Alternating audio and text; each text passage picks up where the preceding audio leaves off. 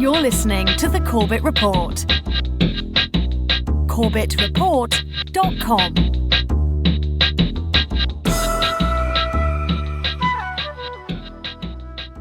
Many people believe public relations is press agentry, flackery, publicity. Public relations is not that.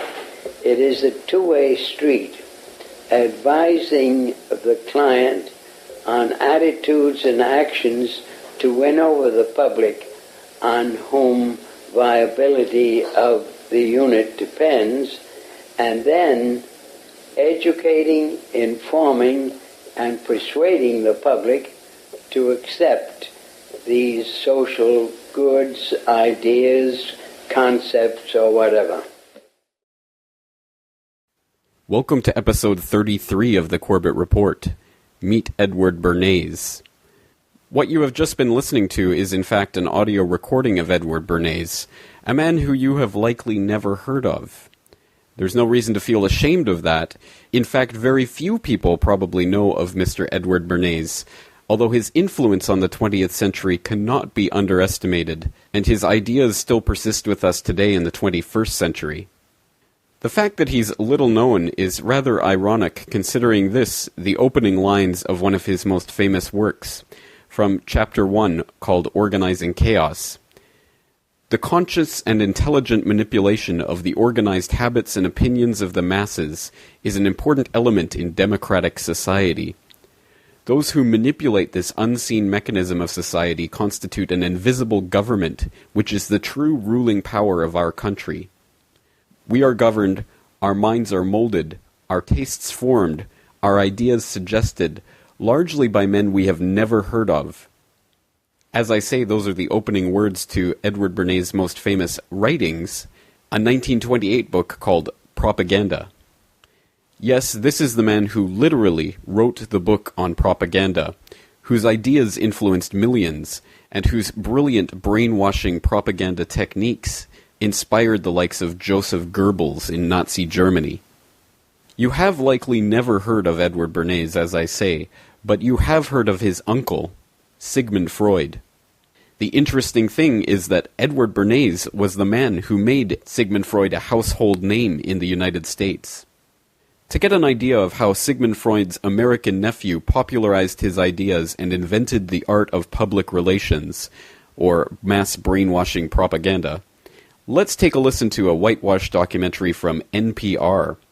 This short audio examination of Edward Bernays' work gives us an idea of just how influential Edward Bernays has been. This story of Sigmund Freud begins at the Florida Avenue Grill in Washington, D.C. Now, it might seem a little strange to start a story about the father of psychoanalysis in a soul food restaurant, but it turns out that if you look closely, there's a trace of Freud's influence even here. I'm gonna have bacon and eggs, cheese and eggs. Bacon and eggs, the all-American breakfast, is the most popular dish at the grill. According to waitress Catherine Leach, no other meal even comes close. About 60%, I would say. Are ordering bacon? Bacon and eggs. But bacon and eggs wasn't always America's first choice for breakfast. The idea that this was the best way to start your day, like so many other things in American life, was actually systematically engineered by a public relations agent. In this case, a public relations agent who was greatly influenced by, and intimately connected to, Sigmund Freud, his nephew, Edward Bernays. Bernays grew up in America, but spent each summer walking the hills of Austria with his famous uncle, and during those outings he absorbed many lessons about the inner workings of human psychology, including, says Stuart Ewan, history professor at Hunter College, the conviction that one of Western civilization's most basic assumptions about human nature was deeply flawed. Up until the early 1900s, one of the sort of fundamental assumptions was this kind of Enlightenment idea that people are rational beings, and that if you present a well-orchestrated case, you can persuade people. That's the basic logic of the Declaration of Independence. Freud, however, had a different vision of the human animal. He believed that people weren't rational at all, despite their apparently civilized exterior. Underneath it is this sort of turmoil of instincts and of unconscious desires and those kinds of things, although repressed, still exert an enormous power over the way people act. Sex, aggression, security, self-preservation. When Freud looked out at the world, he saw these drives motivating even the most ordinary activities. A concept, says Anne Bernays, daughter of Edward, grandniece of Freud, her father quickly absorbed. He ingested it early and just used it.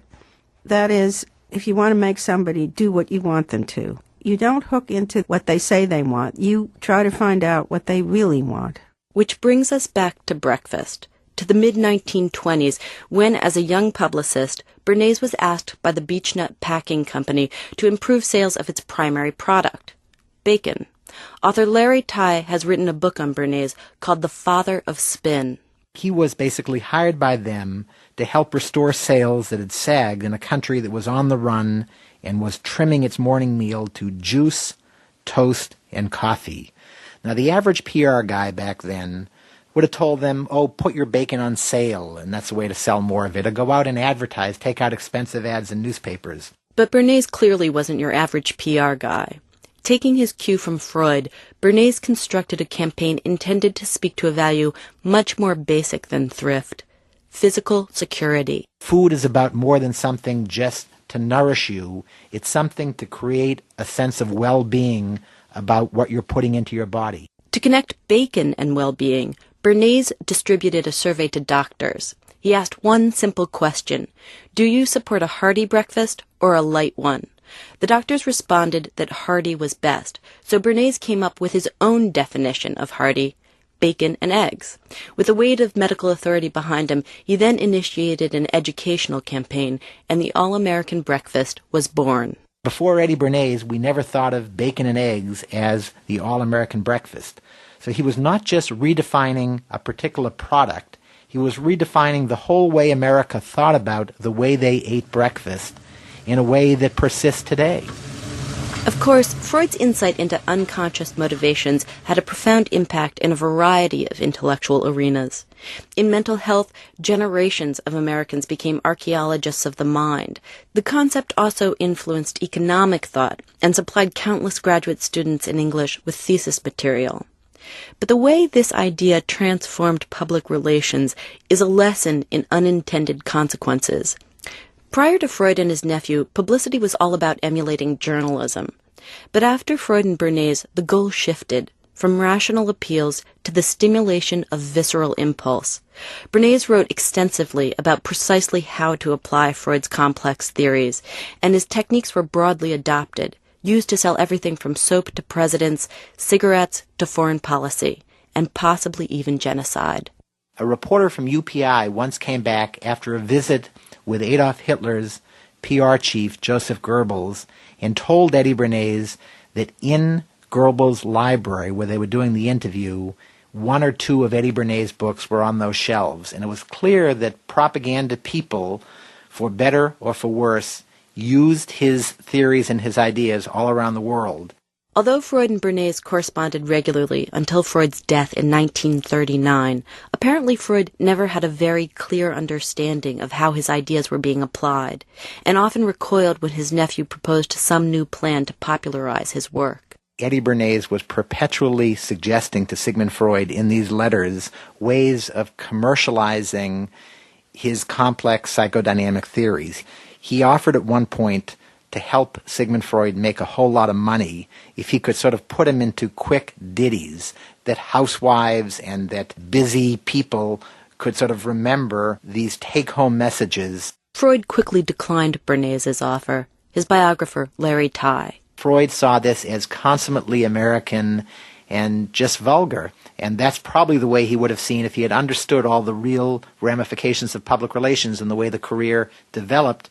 I think Freud would have been shocked and outraged by a lot of what happened, but he also would have thought that was America and that was his nephew. Although Bernays was tremendously proud of his work, in time he too found himself disturbed by how his ideas and techniques were employed by people with whom he disagreed. Anne Bernays. He thought it was going to be used well, this kind of manipulative power. He thought or hoped that it was going to be used only for the good of everybody, which I think is unrealistic. Today, focus groups and opinion polls are used throughout the world to mine the subterranean desires of the consumer. Marketers use MRI machines to peer inside the brain. There are instruments that track eye movements, pulse, skin temperature, all in an effort to better understand emotional response.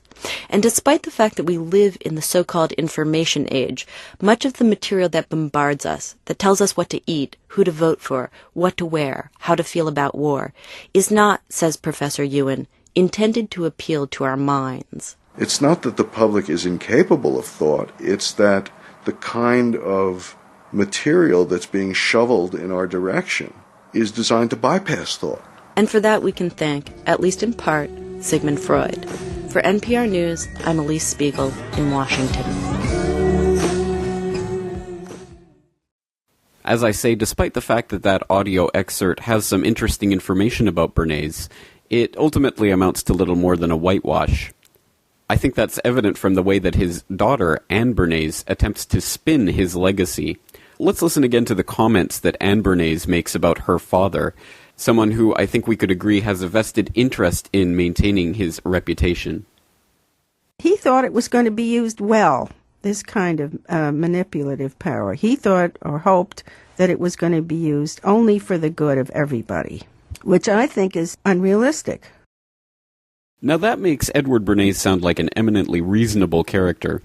Yes, I mean, he was a bit idealistic, a bit of a starry-eyed dreamer who believed that these brainwashing techniques could only be used for good, but, well, unfortunately they were used by people with nefarious purposes, something that Edward Bernays obviously had no control over, and thus he could not be blamed for any bad effects of this propaganda. Of course, that's a load of bunkum, and can be instantly disproven by taking a look at some public relations campaigns that Edward Bernays was involved in, other than the bacon and eggs campaign, which of course sounds pretty harmless. What campaigns am I talking about? Well, for an example, let's turn to this excellent documentary entitled The Century of the Self. This documentary is widely available online, and I heartily suggest that my listeners check out at least the first part of this 3-part documentary, entitled Happiness Machines. This is an excellent look at how the worlds of psychoanalysis, politics, propaganda, and advertising all interconnected in the early part of the 20th century to produce some of the mass manipulation techniques which we now take for granted as part of our daily existence.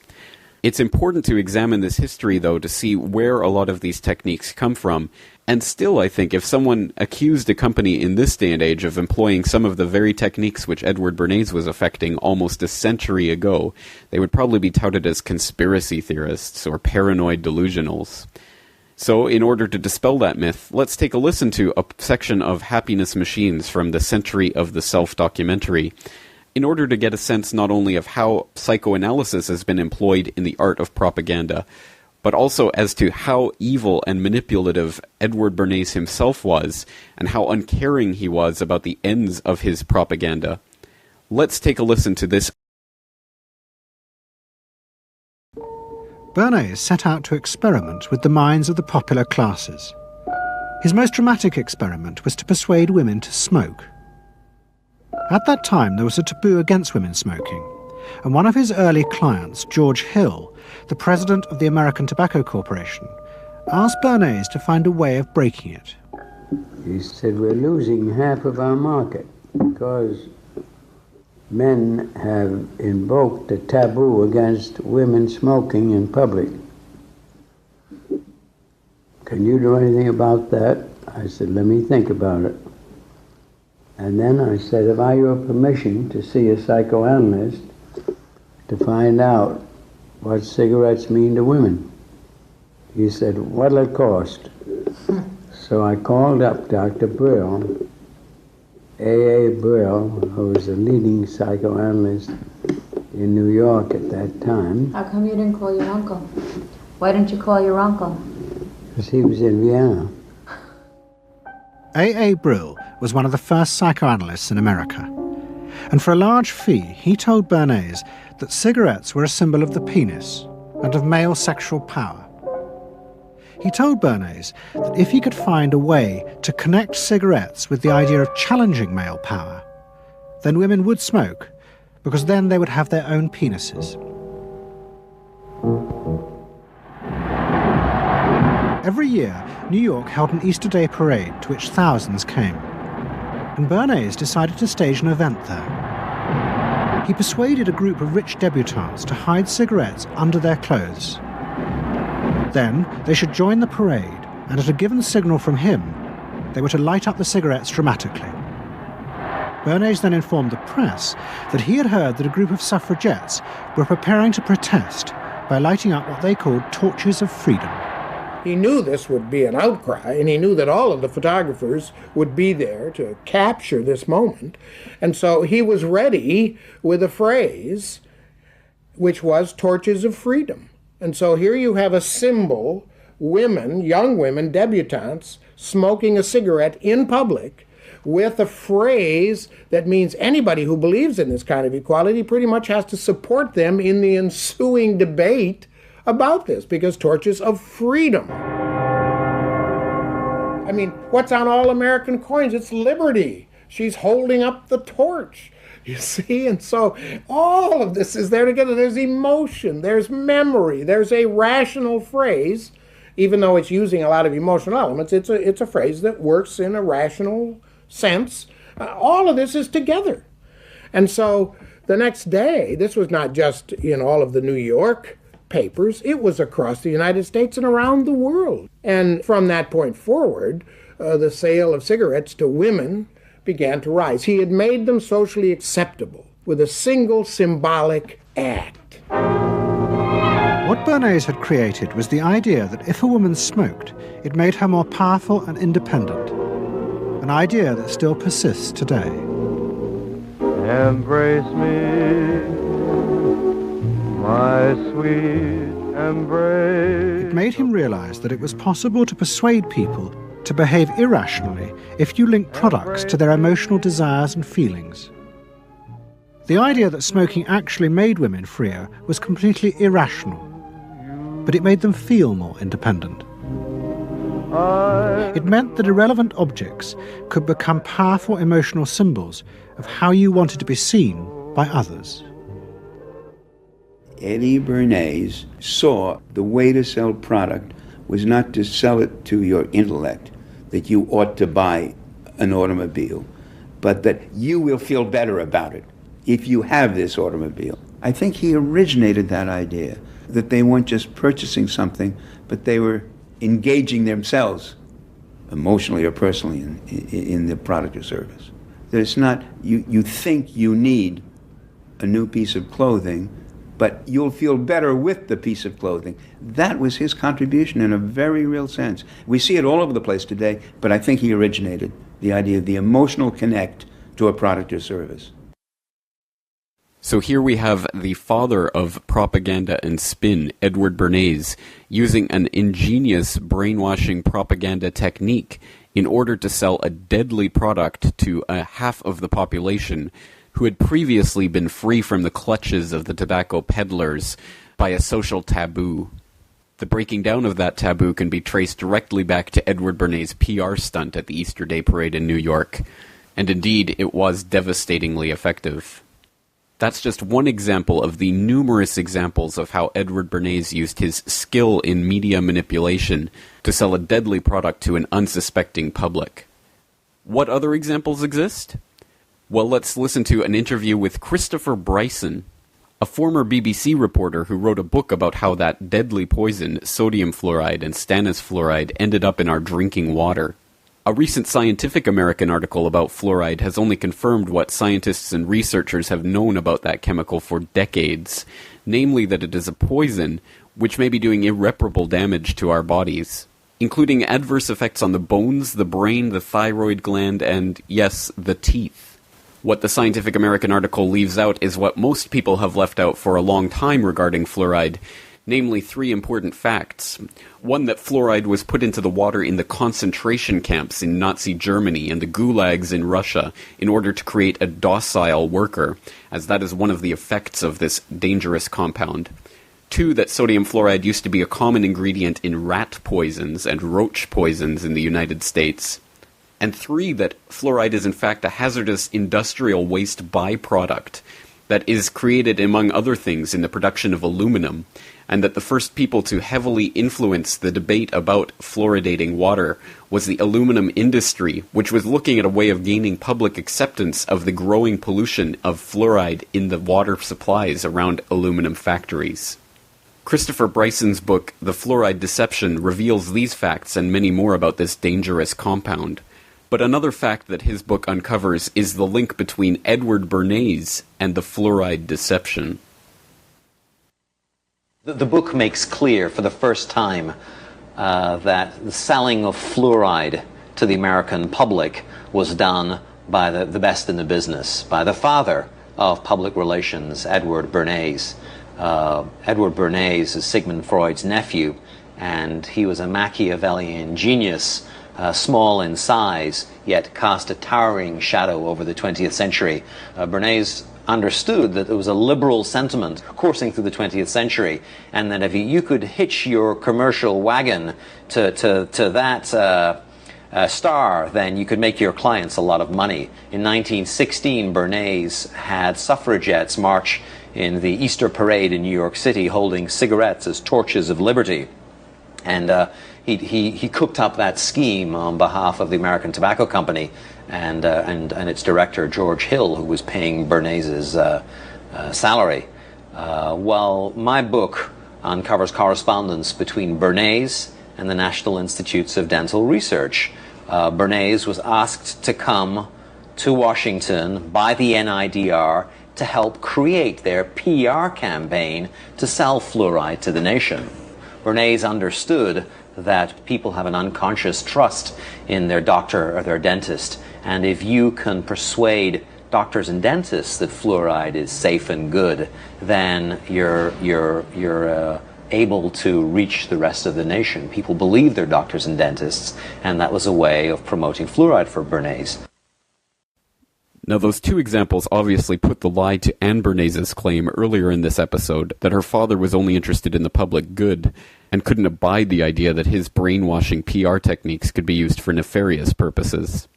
Now, both those examples happen to come from the field of public health, but I can assure my listeners that Edward Bernays had his hand in many other cookie jars, including the political cookie jar. One could only shudder to think about what would be the results of such masterful propaganda being applied in the political sphere. And Joseph Goebbels in Nazi Germany gave us a frightening vision of what that would entail.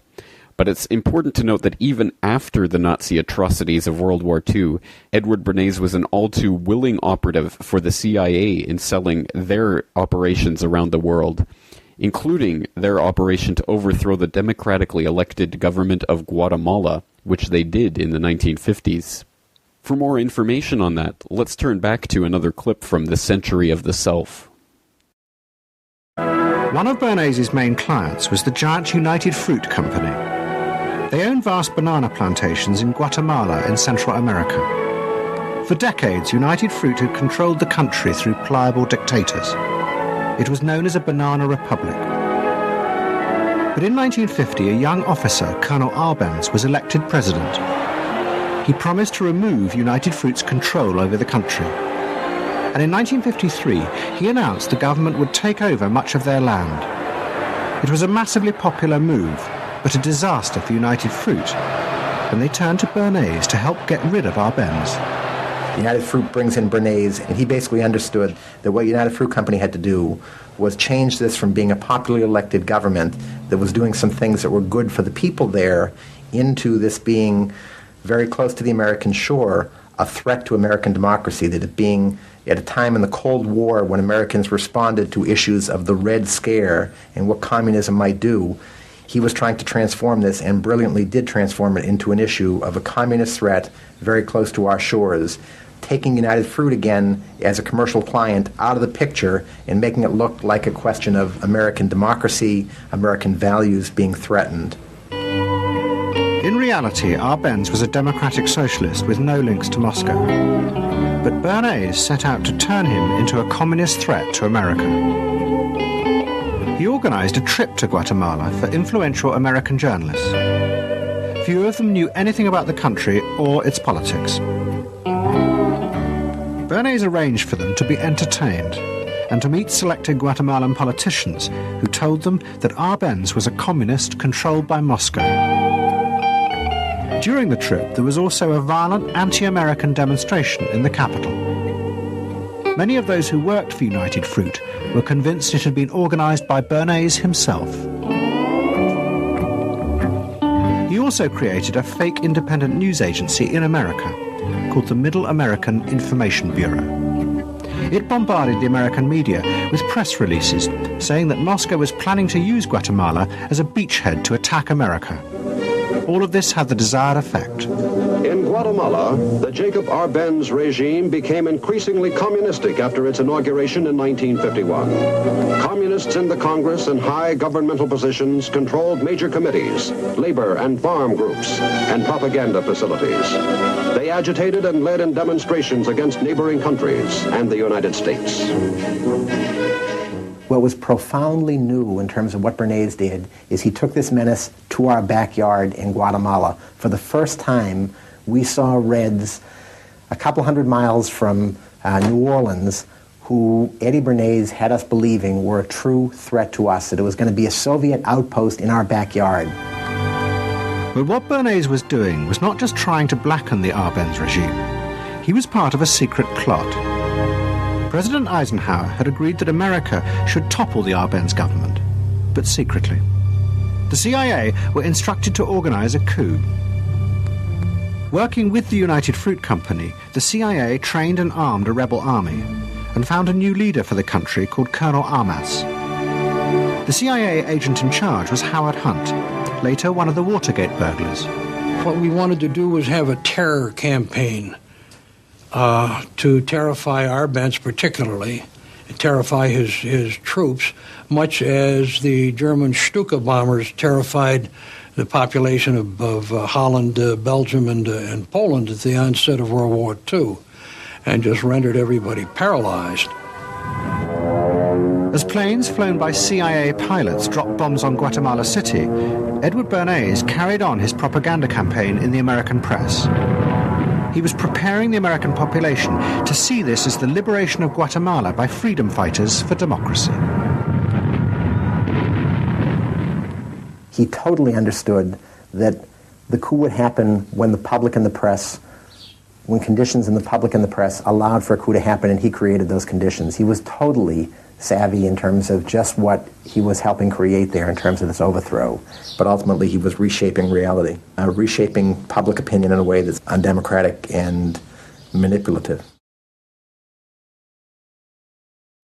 I'd like my listeners to take special note of what they've just heard, as it's not often that a single historical figure can throw the forces that are ranged against freedom and liberty into such stark relief. But think about it. Edward Bernays worked with the White House and the CIA to demonize Arbenz in Guatemala in order to protect the United Fruit Company's interests. The selfsame company that General Smedley Butler fought wars for back in the early part of the 20th century. And regular listeners of the Corbett Report will remember General Smedley Butler from episode 14, in which we learnt that he testified to the McCormick-Dickstein Committee in Congress that he had been recruited for a plot led by wealthy industrialists, including Prescott Bush, grandfather of the current President of the United States, to lead a fascist overthrow of the democratically elected government of the United States of America. And in that documentary clip that we just listened to, we also heard the testimony of E. Howard Hunt, who of course led the CIA operation in Guatemala, which was nicknamed PB Success. E. Howard Hunt, of course, confessed to being part of the plot to assassinate JFK, a plot that also included LBJ, a fact that listeners to episode 21 of the Corbett Report would remember well. And indeed, Edward Bernays' PR techniques, which he helped popularize in the early part of the 20th century, run in an historically integral line from the mid-part of the 20th century in his efforts to demonize Guatemala all the way up to today with the current White House administration. Some of those techniques, ham-handedly applied by the Bush administration, include this, which was reported on from the Washington Post, March 15, 2005, headline, Administration Rejects Ruling on PR Videos. Quote, The Bush administration, rejecting an opinion from the Government Accountability Office, said last week that it is legal for federal agencies to feed TV stations prepackaged news stories that do not disclose the government's role in producing them. That message, in memo sent Friday to federal agency heads and general counsels, contradicts a February 17th memo from Comptroller General David M. Walker. Walker wrote that such stories, designed to resemble independently reported broadcast news stories so that TV stations can run them without editing, violate provisions in annual appropriations laws that ban covert propaganda. End quote. What that article refers to, of course, is a 2005 scandal regarding the Bush administration buying propaganda time on broadcast news to run stories edited and produced by the White House without proper sourcing so that viewers would think they were actually watching real news. Now, that 2005 scandal involved $250 million being spent by the White House in placing these stories in the network news. And since that time, the practice has continued unabated. Now, ham-handed attempts at placing news stories like that obviously do not hold a candle to the masterful techniques of a genius like Edward Bernays. But they at least show the ready willingness of the current administration to use whatever techniques they can to brainwash the public. And of course, who can forget this scandal from late 2007 regarding the Federal Emergency Management Agency's response to the wildfires which were then raging in California? After faking a news conference, instead of facing the usual grilling from journalists, the Emergency Management Agency had its own employees, you see them sitting down right there, pretend to be reporters and ask the questions. Well, now the White House is responding. It is not a practice that we would employ here at the White House, or that we certainly don't condone it. We didn't know about it beforehand. FEMA has issued an apology saying that they had an error in judgment when they were attempting to try to get out a lot of information to reporters who were asking for answers to a variety of questions in regards to the wildfires in California. It's not something I would have condoned, and they, I'm sure, will not do it again. NBC's Jeannie Ohm is live at the White House. Jeannie, FEMA calls it an error in judgment. I understand the Department of Homeland Security says something very different. You're right. This is a story that is growing ever since it was first published in the Washington Post. The White House said they had just heard about it then. Well, this afternoon, there was a strong response from the Department of Homeland Security, which oversees FEMA. And I want to read part of it. Quote, "This is inexcusable and offensive, and stunts like this will not be tolerated or repeated. It was a lapse of judgment, and we find it offensive, and it won't happen again." Laura Keener added that, in fact, the senior leadership is now taking a look at whether FEMA staff will be reprimanded over this incident. So certainly it's not the kind of press FEMA was looking for. They were really trying to show that they had learned from the mistakes of Hurricane Katrina and were really being proactive, very quick on its feet to respond to the wildfires in California. Instead, now a lot of people talking about this staged news conference earlier in the week. And Jeannie, kind of explain the details. My understanding is, of course, that they called this press conference, very quickly with only 15 minutes to go. And so that didn't give reporters the chance to actually show up. And then I guess there was a call-in that reporters could call into, but they said no questions. Well, then who was asking the questions at the press conference? Yeah, you're absolutely right. Around here, when you give 15 minutes notice, that's clearly not enough time for any crews to get in position. So the video feed was actually provided by FEMA. So you didn't have reporters getting to the briefing. They did provide an 800 number, but you couldn't even ask questions. So who was asking the questions? It was actually FEMA staff, including some people who work in public affairs. A total of 6 questions were asked. Questions such as, how is FEMA doing? Have they improved from their lessons? So there certainly was no follow-up that you would typically expect once you get a standard response, trying to find out more probing questions, if you will. All right, NBC's Jeannie Ohm, thank you so much.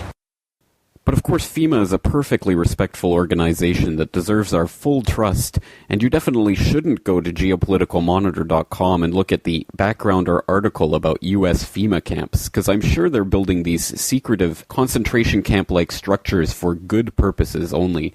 Couldn't possibly have anything to do with what would happen in the event of martial law.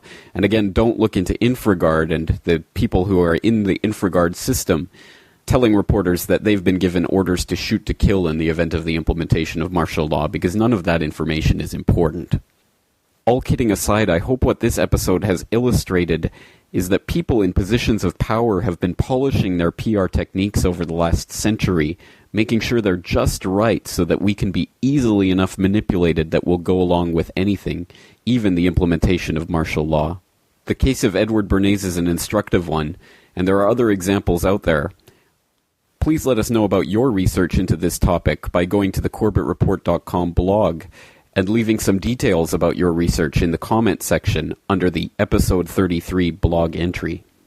In closing, I'd just like my listeners to reflect on Edward Bernays' comments that there is a secret elite ruling the masses by manipulating their opinions without them even knowing about it. And to ask yourself if you would trust Anne Bernays in her assessment that her father was only interested in the public good. Perhaps we'll leave the final word in this episode to Anne Bernays. Let's listen to what she said about her father in a different interview in a particularly candid moment. Thank you again for joining me, and join me again next week for another edition of the Corbett Report. He knows everybody. He knows the mayor, and he knows the senator, and he calls politicians on the telephone, as if he did get literally a high or a bang out of doing what he did. And that's fine, but it can be a little hard on the people around you, especially when you make other people feel stupid. People who worked for him were stupid, and children were stupid, and if people did things in a way that he wouldn't have done them, they were stupid. It was a word that he used over and over and over, dope and stupid. And the masses? They were stupid. The Corbett Report is brought to you by the Corbett Report subscriber, a weekly newsletter featuring James Corbett's International Forecaster editorial, recommended reading and viewing, discounts on Corbett Report DVDs, and once a month, a subscriber-only video. Sign up today to start receiving your copy at CorbettReport.com/support.